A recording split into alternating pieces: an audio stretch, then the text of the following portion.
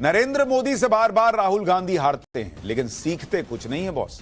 लोकसभा में हारे, हरियाणा में हारे, महाराष्ट्र में हारे, हार हार के रिकॉर्ड बना दिया, लेकिन सीखा कुछ नहीं। आज भी वही चल रहा है उनका। महाराष्ट्र में इतनी बड़ी हार मिली, लेकिन चल क्या रहा है कि संविधान खतरे में, लोकतंत्र खतरे में।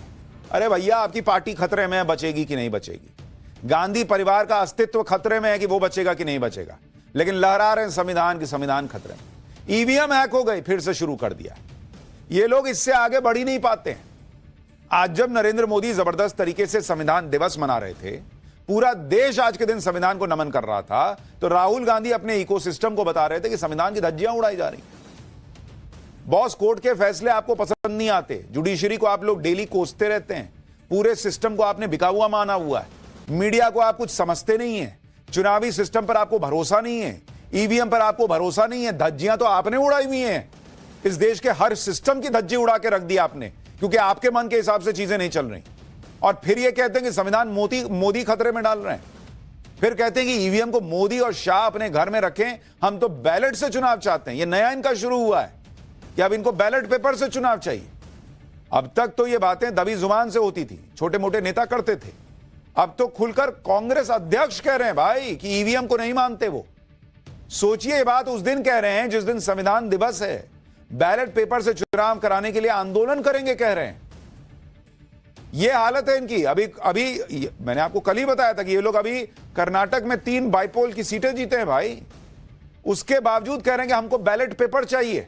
देश जो है वो रॉकेट बना हुआ है, देश आगे बढ़ रहा है, तीसरे सबसे बड़ी अर्थव्यवस्था बनने जा रहा है। ये देश को खींच के पीछे ले जाएंगे वही बैलेट पेपर वाले चुनाव में और बूथ कैप्चरिंग वाले दौर में।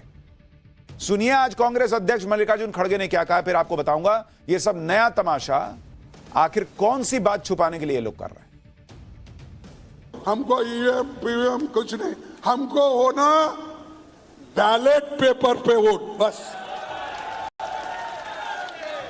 उनको वो मशीन उनके घर में तो रख लेने दो, या मोदी साहब के घर में रहने दो, या शाह के घर में रहने दो। अगर किसी गोडाउन में, अहमदाबाद में बहुत से गोडाउन बने, वहां ले जाके रख लेने दो। हमको बस पेपर पे करो। और आपको मालूम होगा उस वक्त तुम्हारी हालत क्या है, कहां खड़े हो, उस वक्त आपको मालूम होगा। तो मैं ये अपने पार्टी के तरफ से एक मुहिम शुरू करना चाहिए। सभी लोगों को कहना चाहिए, सभी पार्टियों को भी हम कहेंगे। और राहुल गांधी जी के नेतृत्व में जैसा भारत जोड़ो यात्रा निकाले, वैसा ही ये पेपर, बैलेट पेपर हमको चाहिए।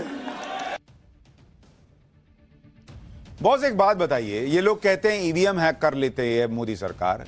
ये लोग ये कहते हैं कि भाई प्रशासन का गलत इस्तेमाल करके जो है वो ईवीएम जो है वो हैक कर लेती है, प्रशासन इनके कंट्रोल में रहता है, उससे चुनाव जीतते हैं। एक तो दोनों मैच नहीं होता, फिर भी चलिए मान लें। तो जो ईवीएम हैक कर सकता है, जो प्रशासन कंट्रोल कर सकता है आपके हिसाब से, वो बैलेट पेपर में कुछ नहीं कर पाएगा। फिर उसके बाद अलग रोना रोइएगा, फिर कहिएगा इंकी पिंकी पोंकी पो करके हमको जिता दो। तमाशा चल रहा है देश में भाई। ईवीएम को वैसे ये हर बार कोसते थे, लेकिन इस तरह से खुलकर कभी नहीं कहा कि ईवीएम हटाओ, हमें बैलेट पेपर से वोटिंग चाहिए। पहली बार इस तरह से कहा जा रहा है कि वो भी कौन कह रहा है, कांग्रेस के अध्यक्ष कह रहे हैं। ऐसा तब तो नहीं कहा जब लोकसभा आ रहे थे। तब तो लोकसभा में 99 सीट लाके माहौल बनाए हुए थे कि मोदी को हरा दिया, खत्म कर दिया। तब क्यों नहीं बोले कि हम जो है वो बैलेट पेपर से चुनाव चाहते हैं। ऐसा तब भी नहीं कहा जब हरियाणा हारे थे। ऐसा तब क्यों कह रहे हैं जब महाराष्ट्र हारे। क्या ऐसा इसलिए कहा जा रहा है क्योंकि महाराष्ट्र में कांग्रेस के सबसे खराब परफॉर्मेंस को छुपाना और राहुल गांधी को बचाना अब इनके लिए मुश्किल होता जा रहा है। दुनिया पूछ रही है कि यह आदमी कर क्या सकता है भाई, ये कौन सा चुनाव जिता सकता है। महाराष्ट्र में कांग्रेस का परफॉर्मेंस आप देख लीजिए, ये नया तमाशा हो क्यों रहा है आपको समझ में आ जाएगा। महाराष्ट्र में कांग्रेस 101 सीट पे लड़ी थी, जीती है 16, स्ट्राइक रेट है इनका 16%। कांग्रेस की सबसे ज्यादा जमानत जब्त हुई है महाराष्ट्र चुनाव। शरद पवार के 3 कैंडिडेट की जमानत जब्त हुई, उद्धव ठाकरे की पार्टी के 8 कैंडिडेट की जमानत जब्त हुई, जबकि कांग्रेस के 9 कैंडिडेट की जमानत जब्त हो गई। कांग्रेस के बड़े बड़े नेता चुनाव हार गए। पूर्व सीएम पृथ्वीराज चव्हाण हार गए। सीएम पद के दावेदार बाला साहब थोराट बड़े अंतर से चुनाव हार गए। यहां तक कि कांग्रेस के प्रदेश अध्यक्ष नाना पटोले किसी तरह से हांफते हांफते अपनी सीट बचा पाए, मात्र 208 वोट से जीत पाए। तो जो ईवीएम हैक करेगा वो 208 वोट छोड़ देगा। कांग्रेस का वोट शेयर अब तक के इतिहास का सबसे कम वोट शेयर रहा है महाराष्ट्र में। इतनी कम सीटें कांग्रेस को महाराष्ट्र में कभी नहीं आई। जिस महाराष्ट्र में कांग्रेस का वोट शेयर कभी 18%, 20% होता था और 70-80 सीटें उसको आती थी, वो कांग्रेस को मात्र 12% वोट शेयर आया और 16 सीट पर वो सिमट गई।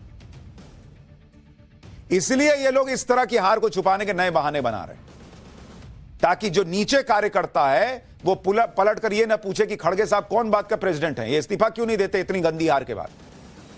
ये जो कार्यकर्ता है वो पलट के ये ना पूछे कि ये गांधी परिवार करके हमको क्या मिल रहा है जब ऐसा छीछा लेदर हो रही है हमारी। तो गांधी परिवार को सेव करना है, अपने आप को सेव करना है, अपनी कुर्सी बचानी है, तो एक काम करते हैं, हम ईवीएम को कोसते हैं, गाली देते हैं और बैलेट पेपर की बात करने लगते हैं। ये है इनकी स्ट्रैटेजी। इसलिए ये लोग ईवीएम का मुद्दा उठा रहे हैं, झूठ पे झूठ फैला रहे हैं। जैसे कांग्रेस के इकोसिस्टम में कल से सोशल मीडिया पर एक दावा किया जा रहा था कि महाराष्ट्र के एक गांव में कांग्रेस को 0 वोट मिले, जबकि वो गांव कांग्रेस के सपोर्टर्स का गांव था। कहा जा रहा था कि इसका लोग विरोध कर रहे हैं। यह वीडियो खूब वायरल हुआ। यह कहा गया कि मामला महाराष्ट्र के धुले के एक गांव का है जहां कांग्रेस पार्टी को 0 वोट मिले, मतलब वोटिंग ही 0 हुई। लेकिन बाद में इसकी सच्चाई भी पता चल गई और जैसे इनका हर झूठ पकड़ा जाता है फिर पकड़ा गया। धुले के अधिकारियों ने बताया कि जिस गांव में कांग्रेस को 0 वोट मिलने की अफवाह फैलाई जा रही है, उस गांव में 4 बूथ हैं और 4 बूथ में कांग्रेस कैंडिडेट को 1057 वोट मिले थे। लेकिन यह बात तो उन लोगों को पता चलेगी ना जो पाठशाला देख रहे हैं। बाकी सोशल मीडिया पे लोगों ने सच मानना शुरू कर दिया होगा कि अरे हां यार, ये कैसे हो सकता है, 0 वोट मिल जाएगा। ये वीडियो वायरल कर दो, हो गया तमाशा, झूठ फैलाते रहो। जैसे संविधान खत्म हो रहा है, मोदी संविधान खत्म कर रहे हैं, फैला दो, बाद में देखा जाएगा। लोकसभा में तो 99 सीट आ गई, हरियाणा में पता चल गया, महाराष्ट्र में पता चल गया, तो लोगों ने नकार दिया। इसी तरह से एक झूठ और फैलाया गया कि महाराष्ट्र चुनाव में 5 लाख वोट का घपला हुआ है। जितने वोट डाले गए और जितने वोटों की काउंटिंग हुई उसमें मिसमैच है। 5 लाख एक्स्ट्रा वोटों की गिनती कर ली गई। लेकिन चुनाव आयोग ने इस झूठ की भी पोल खोल दी। चुनाव आयोग ने बताया कि वोट के मिसमैच की जो संख्या बताई गई उसमें पोस्टल बैलेट को ये लोग जोड़ ही नहीं रहे हैं। पोस्टल बैलेट भी 5 लाख के करीब का वोट पड़ा और इन्हें जोड़ा जाए तो कोई मिसमैच नहीं है। यानी बिना पोस्टल बैलेट को जोड़े झूठ फैलाया गया कि वोटों की गिनती में हेरफेर कर दिया गया। और जिस वेबसाइट ने, ये इनका इकोसिस्टम वाला वेबसाइट है जिसने छापा था, उसने अब पोस्ट डिलीट कर दिया जब इलेक्शन कमीशन ने नंगा कर दिया कि यार ये तो तुम नहीं जोड़े। ये इस तरह से काम होता है। अफवाह फैलाओ, झूठ फैलाओ, एक अस्थिरता की स्थिति पैदा कर दो देश में।